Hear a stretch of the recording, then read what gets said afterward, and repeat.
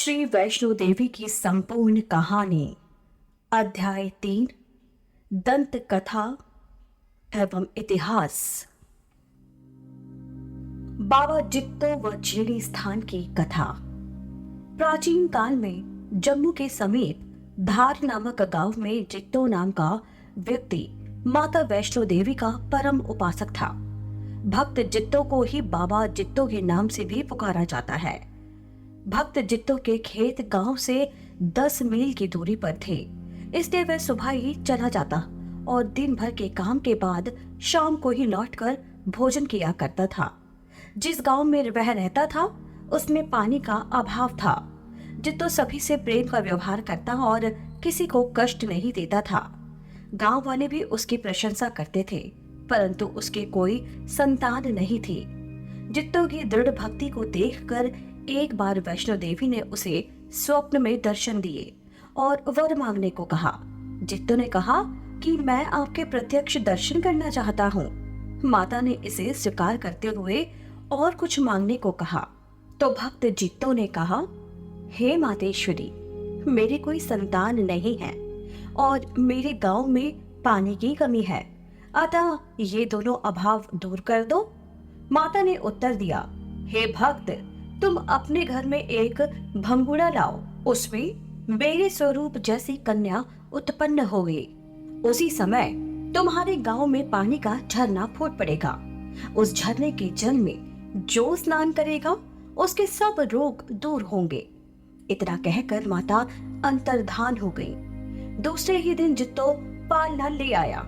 वह माघ शीर्ष मास की चतुर्दशी का दिन था। उस पालने में दिव्य स्वरूप की कन्या प्रकट हुई। ठीक उसी समय गांव में झरने का जल निकला।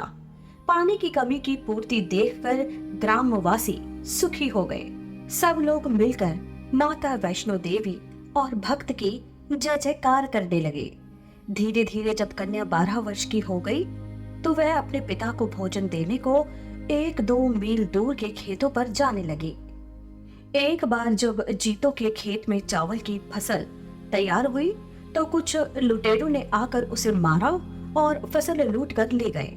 उस समय दुखी होकर जित्तो ने माता वैष्णो देवी को याद किया तो माता सिंह की सवारी पर जित्तो को प्रत्यक्ष दर्शन देकर बोली, हे भक्त, तुमने मुझे याद किया है।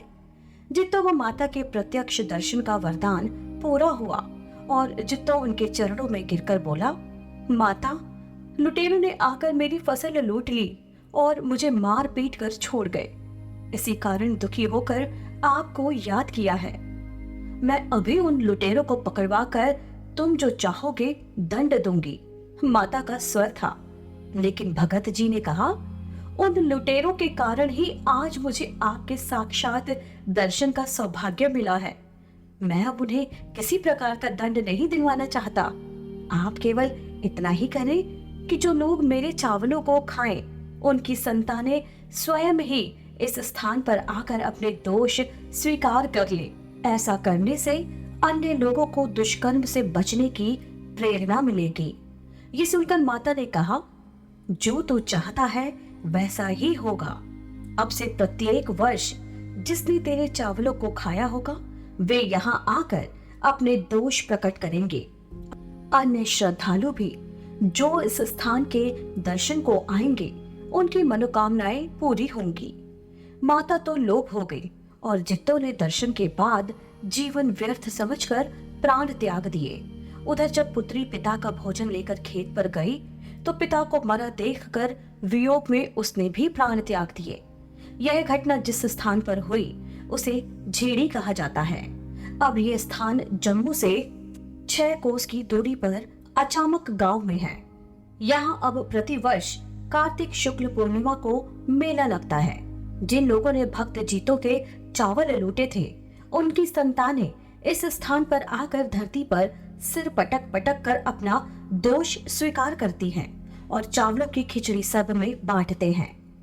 भक्त जित्तो को बाबा जित्तो और उनकी पुत्री को बुआ बाल कन्या के नाम से याद किया जाता है। ऐसी ही इंटरेस्टिंग किताबें कुछ बेहतरीन आवाजों में सुनिए सिर्फ ऑडियो पिटारा पर। ऑडियो पिटारा सुनना जरूरी है।